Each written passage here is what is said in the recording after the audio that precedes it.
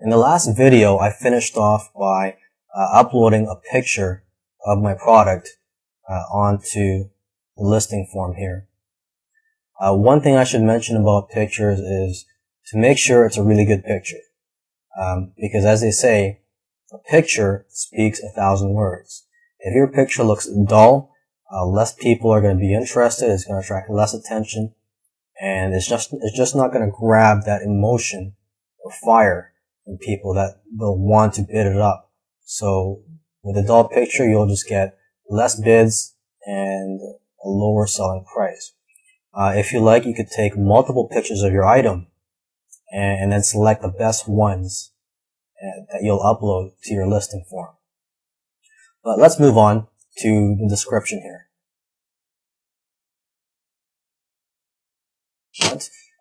If you know HTML, you can use the form by clicking on the HTML tab.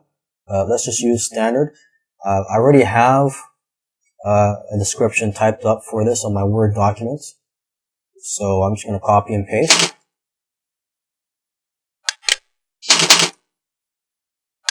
Okay, so everything looks good. Next step is the listing designer. Okay, if you want to add a certain design to your auction, you want to make it more attractive and have a layout for your pictures, this is what you would use. And as you can see on the right here, you can see what it will look like. You can even preview it. This is optional, it's 10 cents. I'm not going to use it for this listing. Most listings, I don't even use a listing designer, just because I like it to be clear and easy to read. I don't want any distractions. And you also have the risk, if you choose a listing designer, you also have the risk that you may turn off some people just because certain colors may not be attractive to some people, although you may think it's attractive.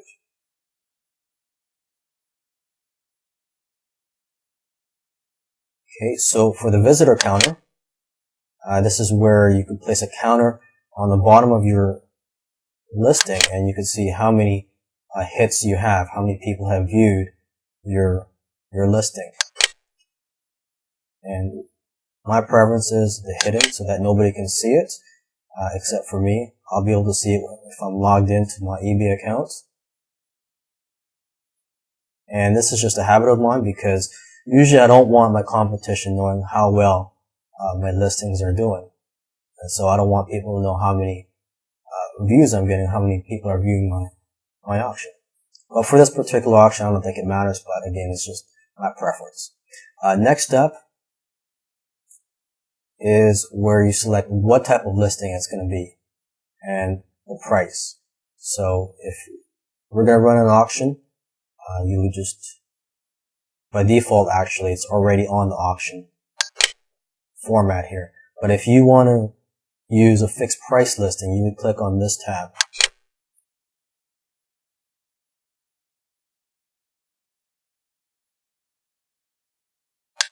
Okay, but I'm going to use an auction for this product.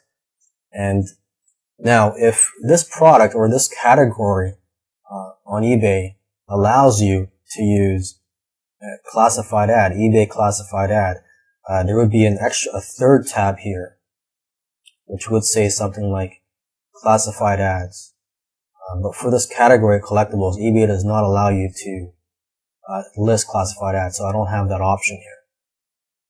Okay, so I'm gonna just enter my pricing information. My starting price is $24.97, and I'm gonna put a buy now price. And there is an extra fee for that. This is optional.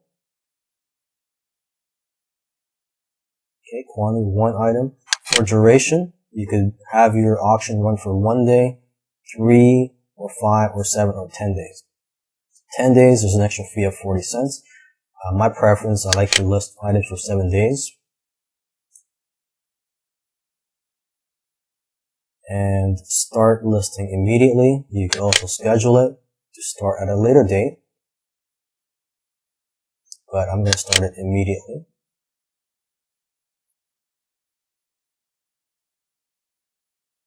Okay, and eBay gives you more options. and which I don't really use.